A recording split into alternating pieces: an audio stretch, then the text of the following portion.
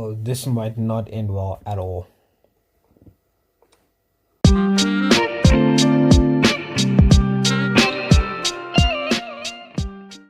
Welcome back. I'm playing chess again, and as you can see, this is going to be the game that changes everything. I'm playing the Jabava as white, and at this point I cross 1600. But not only do I cross 1600, I do so playing the highest rated opponent I've ever played on chess.com. I'm playing a 1686 from Germany, and I get the full setup. I rarely ever do. So before this move, ideally I should castle, but I thought of going straight for the attack. And maybe it was a bad idea. So my opponent is coming through. I move my king up, so now I can't castle anymore. So yeah, I was regretting those few moves, but I think also must have been nerves. So I move my king to safety. My king's out the way, and at this point my opponent also is blundering pieces. I'm threatening the queen, so I'm threatening with tempo. So as you can see there, I win the bishop, and I win the rook. I take the pawn. So essentially my opponent's position is kind of collapsing on him. I'm up a piece, I'm up 3 points of material, and I want to go on an exchange binge. So my opponent is just getting all my pawns. He's got these two dangerous C and B pawn there, and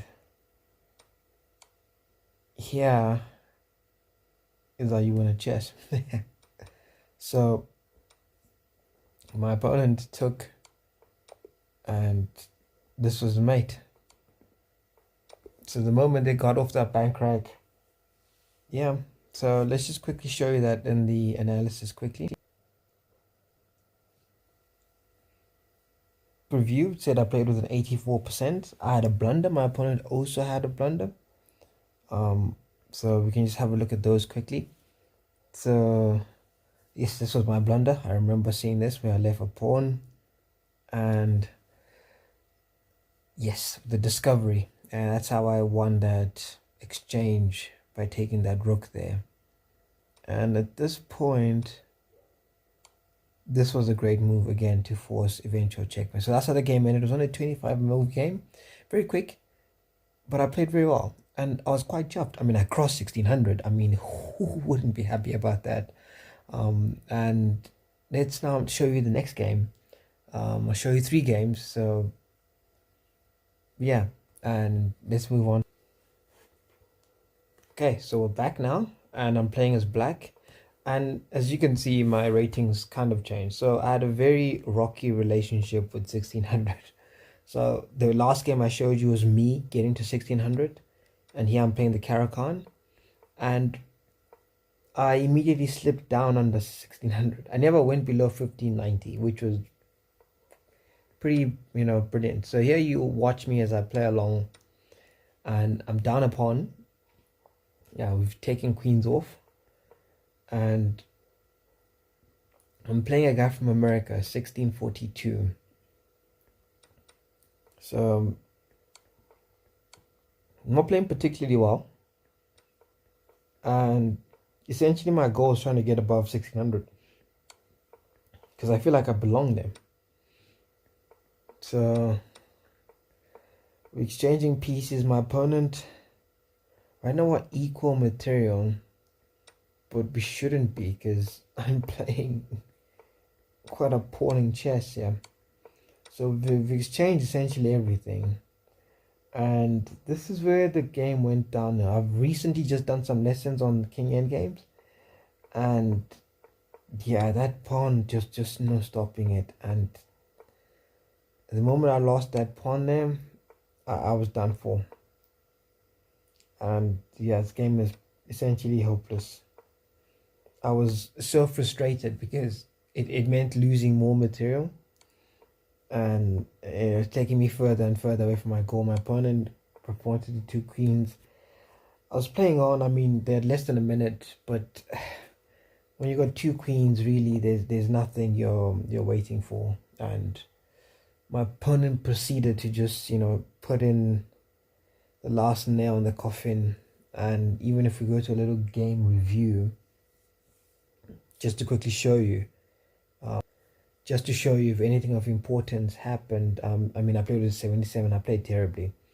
I played with an 86, which is not a bad. They had a brilliant move, and yes, that was the move. That was the move. So to show you all, it was a miss from me.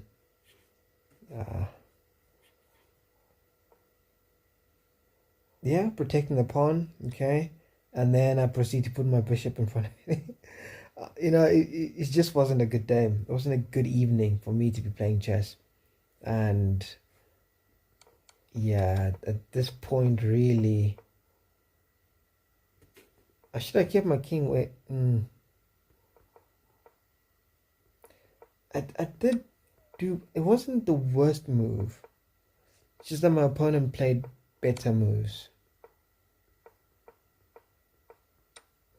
And really, yeah, I had no choice. Anyway, let me show you the next one. So after that devastating loss, I moved on to the next game.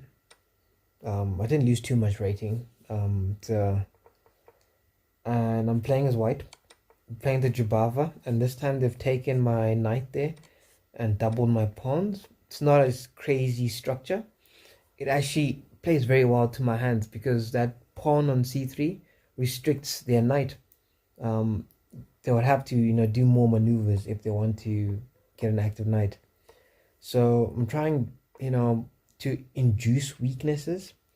So hence why I want that pawn push, and I'm hoping they push again, and which they do. And this is good for me because it's just opening. Look at all these light squares that are just so weak right now. So in this case, I'm preparing to castle, and I need a path for my knight. Not for my knight, for my rook. What am I saying? So my tower's there.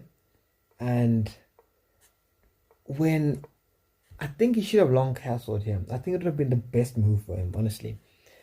When you played this, I was thinking, okay, you're keeping kings in the center. It's fine. And you've committed to that. So he's trying to run away. So I figured, let me induce more weaknesses. And in this case, his king is stuck. King's stuck in the middle. And I'm just happy to just go on attack. So I check, move back. I thought of going. So here, what am I lining up? Okay, so I'm pinning the bishop to the queen. Let's go. And they blocked me out. I really didn't like this move from my opponent because it was a good move.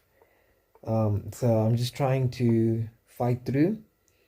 So here I'm hoping to open the king side because you can see my rook has got a clean line there, and I would like to open up the file a bit more. So I take, they take with check, but everything's protected. So I just step my king away. They offer a trade. I take it, and I go check, trying to figure out where's this king gonna go. So my opponent pushed up. So at this point, I'm not really calculating, and I played this move, and it ended the game. I was actually surprised it was even checkmate. I was just working with my files open. Where's the king gonna go? How am I going to restrict him? And I don't think he had too many moves, because him moving back, I would have just checked with my... So either way, my opponent was just lost from the get-go. So this game then pushed me back to just over 1600. So now I'm 1603. And I'm thinking to myself, if I lose a game, I'm back to the 1500s. So I said to myself, play one more. And I remember this evening very well, because I always like, once I cross a rating, if I lose the next game, I should be able to stay within that rating range. So I'm still 1600. So for 1603 and I lose, I'm back to the 1500s. I'm not 16 anymore. So I was very obsessed with remaining over 1600. So here we're playing the advance, and I'm playing Alex's line to a T here. and these are the moves that he recommends. So essentially, I'm also waiting for a place for my light square bishop, and which they give me, and I take it immediately. So I pin, they threaten immediately. I take. I'm not thinking here. We're just playing. I'm playing a little bit slower because I'm a bit hesitant because everything's just going so well. So, and I tend to always question.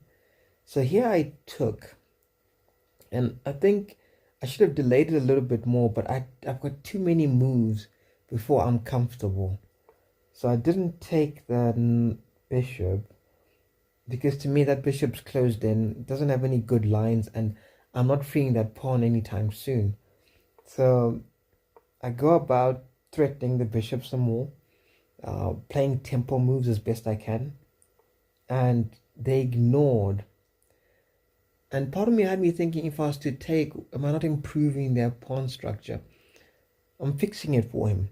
So I go to check, which forces him to bring the knight out because otherwise I take their bishop, the light square bishop, and I push my bishop out, and they're threatening a discovery. So I move back because I want to be able to take back when they take with check. I don't want a situation where my bishop's stuck or they move their knight and I can't take because my queen's exposed to an attack. So it's always good to step away from discoveries when you can. So I took the pawn because my knight protects, and they took. I was a little surprised by that move. Maybe they didn't calculate. Maybe they thought it was a blunder. I don't know. So I'm up in exchange, and the king can't go anywhere. So that was my idea, because had I allowed him to castle here, I'll be in trouble. There's no way for me to easily attack the king. I'd have to work through maneuvers, etc. So I check, and they're forced to. That whole back file, there's no space for their king to step up at present. So I castle for my king to safety. They're shuffling, and I fork. So again, attacking with tempo. So they threaten my knight, which I move back. They move their bishop, and I attack the other bishop. So I'm giving him, is what Alex would call here, a nightmare. You know, my knights are just coordinating so well and so beautifully. And that move is threatening checkmate in one. And let's always pay attention to what your opponent does. Don't ignore, because the queen and the bishop all align and my king is in trouble. So I push up, I just block the line entirely. So they threaten this, but it's not really a threat because my knights protect each other. So depending on how he wants to go about this, you could actually even go for a queen trade. So I took, leaving my knight pinned. So I've got that pawn again. So you can tell I'm not going after pawns, but I'm just looking for ways in which I can make progress. So I took that bishop because, I mean, it was threatening checkmate earlier, and I've well protected against it, but I was happy with the exchange, and that allows me to check here with the fork on the rook, and I happily took. And then my opponent played this move. So my time usage here. So when I look at this move, I'm thinking, okay, they threaten to bring their queen there and checkmate. I don't have many resources to protect.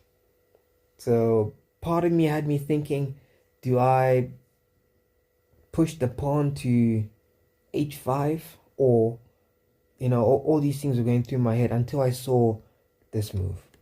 Moving my queen here was genius, because essentially I'm blocking the move that they're trying to maneuver, and my opponent did this. And I had me thinking, what's your plan?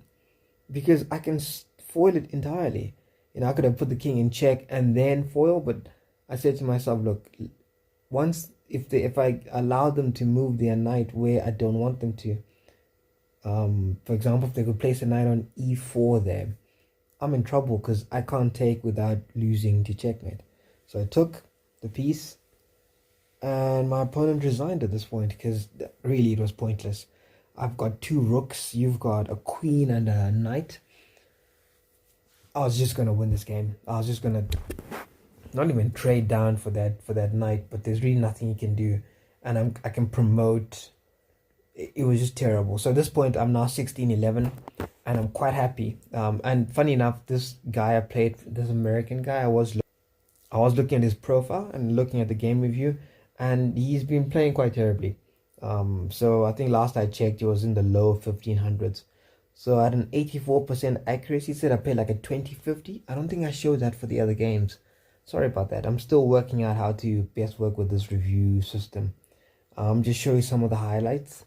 If you start the review here, and so the opening was pretty normal. Apparently this wind moves in. Oh really? Let's see. How? Is it willing to show me? How? Oh yes, I did miss this. So here, had I done the fork, I could have won a piece. Um, but I didn't. Of course, of course. It's what happened, because had I pushed there, take, yeah, that's the move. Anyway, that would have been the move. That would have been the move. But I missed it. Yeah, I think I was so fixated in trying to play solid, honestly. And it would have been difficult for me to see what to do next. Yeah, that would have led to that, to tactics. Anyway, what else did I do that was good in this game? That was that miss. It wanted me to castle. I'm threatening to play checkmate. Yes, I was as well. Because that move also allowed me, had he left it, I would have put my queen there, lining with the bishop. That would have been checkmate as well. I guess that's why he felt he had to take. I was actually threatening more than I realized. Yeah. Anyway. And this move was, yeah, this was it. And my opponent just let the game slip, honestly. And yeah, he just gave up. Like he's been on a losing streak. I feel sorry for him. Anyway, that's been all. So I'm just continuing from now on. So from tomorrow, which is gonna be my Monday, I will play some during lunch, and hopefully I'll be able to. Then I'll record that as well. I don't know if I can play live yet. Still working on that. But for now, this is the recap. Thank you all and appreciate you. And we'll see you in the next one.